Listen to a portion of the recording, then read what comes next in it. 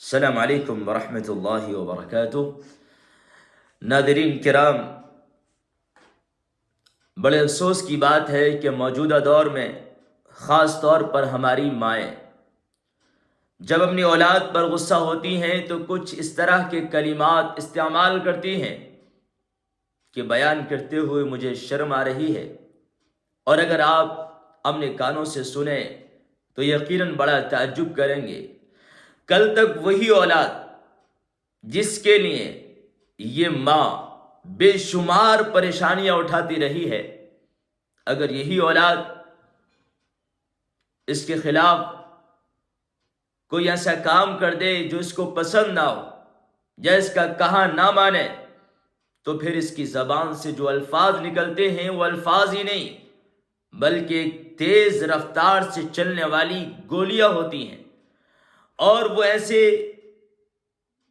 بد دعا والے الفاظ ہوتے ہیں اگر فوری طور پر اللہ اس کی اس بد دعا کو قبول کر لے تو یقیناً یہ پوری زندگی روتی رہے۔ بعض مائیں تو یہ کہہ دیتی ہیں کہ تو مر جا، تیرے اوپر فلاں خطرناک بیماری آ جائے، اور پتہ نہیں کس کس طرح کوستی ہیں۔ ایسی تمام ماؤں سے خطاب کرتے ہوئے بڑے ہی ادب و احترام کے ساتھ کہتا ہوں کہ مسلم شریف کی روایت حضور پاک صلی اللہ علیہ وسلم نے ارشاد فرمایا، لا تدعوا على انفسکم ولا تدعوا على اولادکم ولا تدعوا على اموالکم، کہ اے لوگو تم اپنے آپ کو بد دعا مت دو، اپنی اولاد کو بد دعا مت دو، اور تم اپنے مال کو بھی بد دعا مت دو۔ اور اس کی وجہ بتائی، لا توافقوا من اللہ ساعہ یسأل فیہا عطاء فیستجیب لکم، کہ تمہیں معلوم نہیں اللہ کی طرف سے ایک گھڑی ملتی ہے،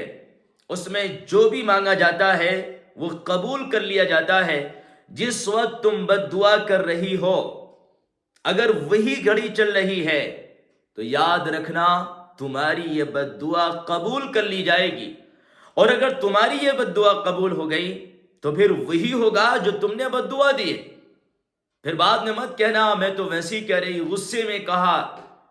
پھر اس موقع پر کوئی چیز کام نہیں آئے گی۔ اس لیے اللہ کے نبی صلی اللہ علیہ وسلم کی یہ مبارک نصیحت ہمیں اور آپ کو مضبوطی سے پکڑنی چاہیے۔ اولاد اگر کوئی غلط کرے تو پیار سے سمجھاؤ، بٹھا کر سمجھاؤ، دین کی باتیں سکھاؤ، نماز سکھاؤ، کلمات سکھاؤ، اور بھی بہت ساری چیزیں سکھانے کی، لیکن غصے میں آ کر ان کو بد دعا مت دو۔ اللہ عمل کی توفیق عطا فرمائے۔